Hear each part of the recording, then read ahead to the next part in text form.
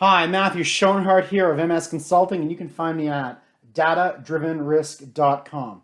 So I was first introduced to Monte Carlo simulations about 25 years ago when I worked at a steel mill. My job as the industrial or manufacturing engineer was to figure out how do we get more steel through the mill per hour. And I took this great course on Arena, which was a Monte Carlo software at the time, visual, and I modeled the turnaround time for setting up a mill structure.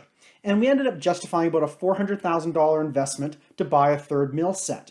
And it had about a 1-year payback, and this was fantastic. And it all worked because we had physical data of run lengths, how long it takes to move the mill in and out, how long it takes to tear it down and build it back up. We had 80 years of data on this. So it was pretty easy to model it, So I did. We made some assumption changes, added more equipment, and voila, a 1-year payback on a $400,000 investment. Not bad for a young kid. So when I first was introduced to the software Arena, it was like $25,000. Yikes. But now the software is way cheaper and easier to buy. You get it online, download it, and you got it in like 5 minutes flat. And then presto, everybody thinks they can do Monte Carlo simulations. And I'm pretty sure how I was introduced to Monte Carlo simulations is how a lot of people were. If I can model physical things, well, I can model the economic case too.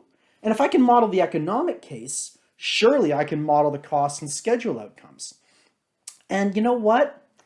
It isn't the same. And that's because with the physical processes, we have hard data on actually how those processes behave. When it comes to financial markets and the cost of labor and the estimating uncertainty, we really have no idea on any individual level. You see, the whole thing is you can take objective data, do math, and come up with an objectable, defendable, believable result.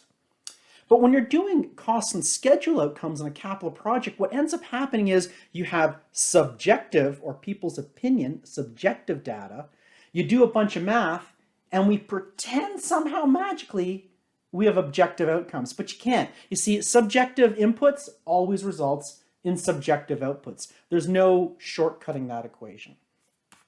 So I too stumbled into this fantasy of let's do physical things, then I can do financial things, then I can do cost estimates. And it's a fantasy that was burst for me when I discovered the parametric contingency estimating solution.